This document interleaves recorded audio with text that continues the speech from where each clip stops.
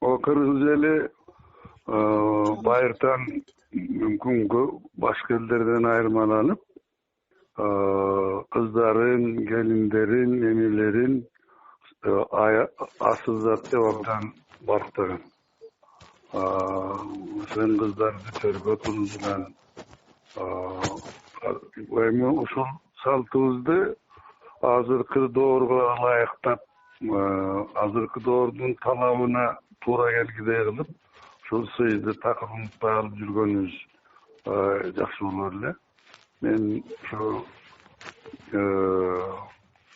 kız gelinlerden deputatlıkka şaylanışı jönünde aytgım kelip turat. Bu şaylooga deputatlıkka 30% kız gelinler şaylanışı gerek degen jogo mizam var, birok tileke karşı şunu biz erkekler atkarbay жүрөт окшойбуз. Бул өзү мындай өзүбүз салтыбызды кемситкенге тете деп ойлойм да. Мына айыл шайлоо айылдар шайлоо болот, жогорку кеңештер шайлоо болот. Мына ушул көрүп билип жүргөн masalan жогорку кеңештеги кыз келиндерибиздин жүрүм туруму, ойлогону, иштегени бардыгыныкы жакшы да.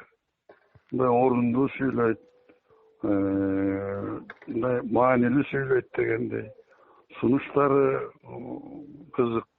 Ошолордон деле мындай бир үлгү ала турган жайыбыз бар. Маселен, мына жогорку кеңеште Айда Касымалиева, Алтыбаева, мен баарын эстей албай турам.